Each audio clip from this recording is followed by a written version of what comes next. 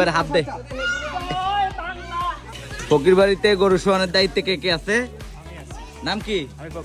ফকরুল। আচ্ছা, তোমার নাম কি? মেহেদি হাসান। আর কে আছে? মাসুম, তোমার নাম বলো। জুম্মন কসাই। মাসুম। আর কে আছে? তোমার নাম বলো। ইফতেখার আহমেদ। ইফতেখার আহমেদ। নাম বলো। আশা। মাহমুদুল হাসান। হাসান। ওকে। আর কে আছে? ফয়সাল কই? মোহাম্মদ ফয়সাল। আর মামা তো আছে।